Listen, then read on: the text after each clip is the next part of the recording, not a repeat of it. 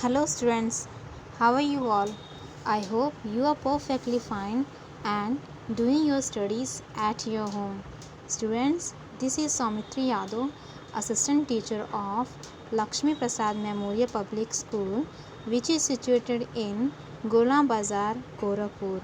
Students, I am here with a new online video class. Students, firstly I will remind you once again that in the previous video lecture we have done all the exercise and question answer plus word meaning in our previous video lecture. But in today's video lecture we will discuss the poem, and the name of poem is Butterfly Laughter. So students, firstly we will discuss what the butterfly laughter poem is about. Okay, क्या है ये, what is this poem and what is this poem about, और ये किसके बारे में है, we will discuss this in this video lecture. So students, let's start. Students, this is a poem and this is the name of poem is Butterfly Laughter. And this poem is composed by the poet Catherine Mansfield. Okay, the name of poet of the poem is Catherine Mansfield. Okay, Catherine Mansfield ने इस poem को right किया है. Okay, so let's start. What is the poem Butterfly Laughter? Student, this is a poem about a butterfly and the color of butterfly is blue, and this is a painted butterfly. It is painted on a plate.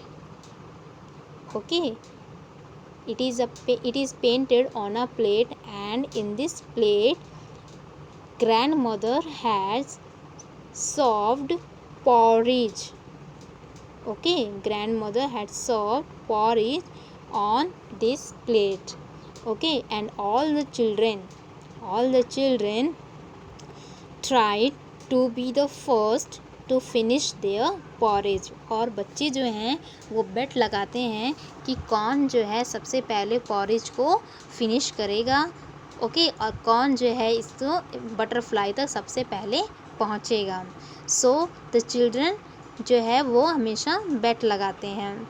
Every morning every day. Okay, हर सुबह हर दिन वो porridge खाते समय ये बेट लगाते हैं कि कौन सबसे पहले पॉरिज को फिनिश करेगा और कौन सबसे पहले बटरफ्लाई तक पहुंचेगा. Now what is a poem? Poem is in the middle of our porridge plates there was a blue butterfly painted, and each morning we tried who should reach the butterfly first. Then the grandmother said, "Do not eat the poor butterfly." That made us laugh. Always she said it, and always it started us laughing. It seemed such a sweet little joke.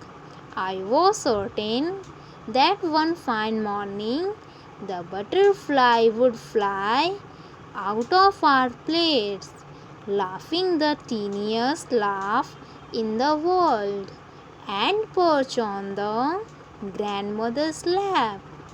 Okay, this is the poem. So let's start. What is the poem? Now we are going to discuss the summary of this poem.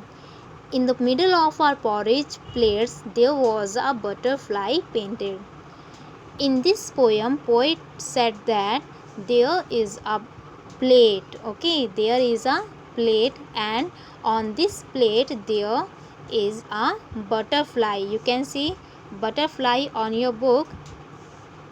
The color of butterfly is blue. Okay, in the middle of our porridge plates, porridge plate के middle में there was a blue butterfly painted. Okay, blue butterfly जो है वो paint की गई है. And each morning, और हर सुबह, we tried who should reach the butterfly first. Okay, हम लोग जो हर सुबह ये बेट लगाते हैं, ये ट्राई करते हैं, ये कोशिश करते हैं कि who should reach the butterfly first, कि कौन सबसे पहले बटरफ्लाई तक पहुंचेगा। मीन्स बटरफ्लाई तक हम तभी पहुंच सकते हैं अगर हमें जो परोसा गया पॉरिज है वो हम सबसे पहले फिनिश करते हैं तो। Okay, so the bet was that who would first complete, who would first eat the porridge first. Okay, कौन सबसे पहले जो है पॉरिज को खाएगा और कौन सबसे पहले बटरफ्लाई तक पहुंचेगा। ओके, दैट इज़ द बेट। वे लोग उसे इस बेट को रोज़ हर मॉर्निंग के समय लगाते हैं। ये देख के, यानी उन्हें बेट लगाते हुए देखकर और पॉरिज खाते हुए देखकर, then the grand mother said, okay, उनकी ग्रैंड मदर उनसे कहती है कि do not eat the poor butterfly, कि पॉरिज खाते खाते तुम लोग के कहीं बटरफ्लाई को मत खा जाना। दैट मेड अस लाफ, और ये ऐसे सुनने के बाद हम लोग सब हंसने लगते हैं। ओके, हर सुबह जो है वो लोग बेट लगाते हैं कि कौन सबसे पहले पॉरिज को फिनिश करेगा, और पॉरिज खाते हुए देखकर उनकी ग्रैंड मदर उनसे कहती है कि ये पॉरिज खाते खाते तुम लोग बटरफ्लाई को ना खा जाना। ऑलवेज शी सेड इट, हमेशा वो कहती है, and always it started us laughing, और हमेशा ही हम लोग हंसने लगते हैं। In seemed such a sweet little joke, it seemed, ये हमेशा हमें एक स्वीट जोक की तरह लगता था, यानी कि ग्रैंड मदर उनके साथ जोक करती है, उनके साथ एक मजाक करती है कि कहीं तुम लोग पॉरिज खाते खाते कहीं बटरफ्लाई ना खा जाना। I was certain that one fine morning, एक दिन ये कवि जो है वो क्या करता है, कल्पना करता है, ठीक है, कि एक सुबह जो है butterfly would fly out of our plates. Okay, ये बटरफ्लाई जो है जो उनके प्लेट्स में बनी हुई है वो उससे उड़ जाए। ओके, उड़ जाए, और उड़ जाए मीन्स उड़ेगी तभी जब उसके अंदर एक नया जीवन आ जाएगा, यानी अगर उसे लाइफ अगर मिल जाता है तो वो उड़कर कहाँ चली जाएगी, perch on the grandmother's lap, और कहाँ पे बैठ जाएगी, ग्रैंड मदर की लैप्स में। ओके, और perch means sit, the meaning of perch is sit. Okay, कहाँ पर बैठ जाएगी, ग्रैंड मदर की लैप में जाके बैठ जाएगी, और ऐसा देखकर laugh in the world. Okay, इस तरह से हम लोग धीरे धीरे जो है हंसना स्टार्ट कर देते हैं। ओके, ये कवि जो है वो कल्पना करता है कि जो पेंटेड बटरफ्लाई है उसके अंदर लाइफ आ गया है, उसके अंदर जीवन आ गया है, और वो ज़िंदा हो गई है। ज़िंदा होने के बाद वो प्लेट से उड़कर कहाँ चली गई, ग्रैंड मदर की लैप में, उसकी गोद में जाके बैठ गई है। ये देखकर जो है वो छोटे छोटे बच्चे जो हैं वो हंसना स्टार्ट कर देते हैं। आई होप आपको ये पोएम समझ में आया होगा। Now students, let's discuss what are the meaning, कौन कौन सी मीनिंग है। So first meaning is started us laughing, first meaning is started us laughing. What is the meaning of it, started us laughing means made us laugh. Okay, now the second meaning is tiniest, what is the meaning of tiniest means smallest. What is the meaning of perch? Meaning of perch is sit. Okay. Now let's discuss the exercise of the chapter. Firstly, students, you will write CW and you will also mention the date 22/8/2020 on your book. After that, you will write down the all exercise in your book. So let's discuss the question number A. Question number A is tick the correct meaning of these lines. Firstly बेटा आप लोगों को ये questions दिए गए हैं, 4 question you have given and you have to read the question number 1 to 4 and you have given 2 option. और बेटा आप लोगों को 2 ऑप्शंस दिए गए हैं, और उन ऑप्शन में से जो राइट ऑप्शन है उस पर आपको टिक करना है। Okay, so what is the first question? First question is and each morning we tried who should reach the butterfly first. हर सुबह हम ये कोशिश करते हैं कि कौन सबसे पहले उस बटरफ्लाई तक पहुंचेगा। तो इसका मीनिंग क्या है? आपको 2 ऑप्शन दिए गए हैं, आप उन ऑप्शन को अच्छे से सुनेंगे और तब आप लोग थिंक करेंगे, और इसके बाद से आप अपना टिक करेंगे। So first option is the children try to catch the butterfly on the porridge bowls. क्या चिल्ड्रन जो है वो बटरफ्लाई को पकड़ना चाहते थे ट्राई टू कैच, वो कैच करना चाहते थे, या फिर the children try to be the first to finish their porridge, या फिर चिल्ड्रन ये बेट लगाते हैं कि कौन सबसे पहले जो है पॉरेज को फिनिश करेगा. So the right answer is option number B. First option number B. Okay, question number first, the answer of question number first is option number B. Okay, now the second is, then the grandmother said do not eat the poor butterfly. Okay, कि porridge खाते खाते तुम लोग कभी कहीं butterfly को मत खा जाना. तो इसका मीनिंग क्या निकलता है? Your options are, grand mother was afraid the hungry children would eat the butterfly. Grand mother को ये डर था कि जो हंग्री चिल्ड्रन हैं वो कहीं बटरफ्लाई को ना खा जाएं, तो ये उसका डर था, या फिर ग्रैंड मदर ने ये जोक किया था. The grand mother joked that the hungry children would eat the butterfly. So the right answer is option number B. Okay, first का option number B, second option number B. Now the third is, always she said it and always it started us laughing.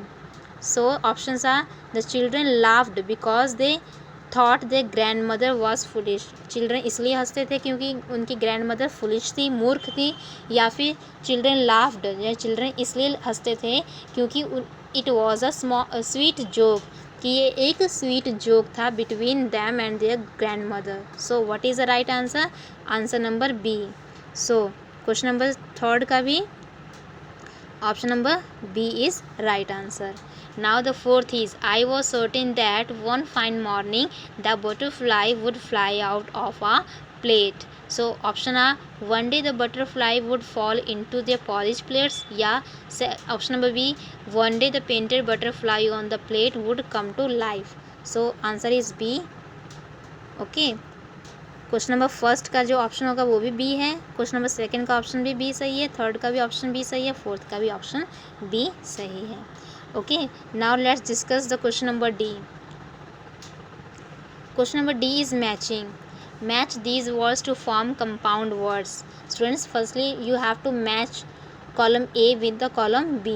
इसके बाद से बेटा आप लोगों को match करने के बाद जो मैचिंग होगा उसके ठीक सामने आपको उसमें लाइन भी इसमें राइट कर देना. जैसे one is done for you. Butterfly, butter को फ्लाई से मैच किया गया है, और बटर को फ्लाई से मैच करने के बाद क्या मिलता है? बटरफ्लाई एक नया वर्ड मिला है, लेकिन उसे ठीक सामने उसके राइट भी करना है. ओके, ये वर्ड्स दो वर्ड्स दिए हैं, इनको आप जब ऐड करेंगे तो एक कंपाउंड वर्ड बनेगा. ओके, सो बटर अलग चीज़ होती है, बटर मीन्स मक्खन और फ्लाई मीन्स उड़ना. ओके, इन दोनों का अगर हम कंपाउंड करेंगे तो बटरफ्लाई बनेगा, लेकिन बटरफ्लाई मीन्स भी एक नया वर्ड मिल जाता है, बटरफ्लाई मीन्स तितली. Now you have to do the same with the question number 2, 3, 4, 5, 6. Rain. Students, you have to match rain to the bow. Second is matched with the sea. Rainbow, and you have to write the rainbow in front of the given line. Rainbow. Down, you have to match the down. B, stairs, and you have to write here downstairs. Now child, you have to match child to the hood, and you have to write here. Under, you have to match under with the stood, and you have to write the understood. Now the 6 is run. You have to match run with the way, and what it become? Runway.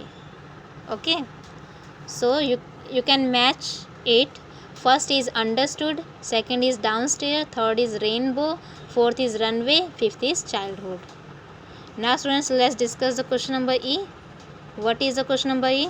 Question number E is write the plural form. बेटा आप लोगों को plural form write करना है. Singular words are given to you, and you have to write the plural of the given singular words. So first one is jeans. Students, what is the plural of jeans? बेटा jeans का plural भी jeans ही होता है, उसे हम jeans ही write करते हैं. Now the second is calf. Students, calf is given to you. हमने आपको पढ़ाया, we have read in the English second, if the F comes at the end of the word you will remove it and add VES. Okay, आप F को remove कर देंगे, आप cut कर देंगे और भी ई एस जो है आप उसमें ऐड कर देते हैं। तो उसी तरह से काफ का मीनिंग क्या, काफ का प्लूरल क्या होगा? The meaning of the plural of calf is CALVES, calves. Okay, now the plural of shelf is SHELVES.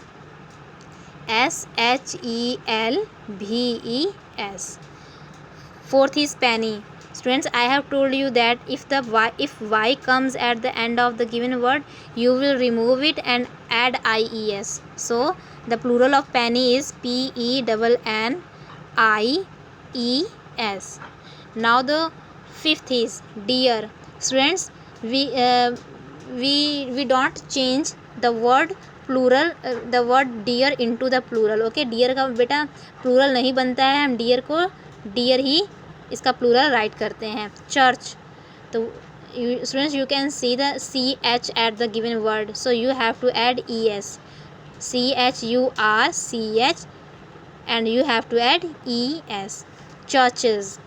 Okay, now the dish, DISHES, dishes.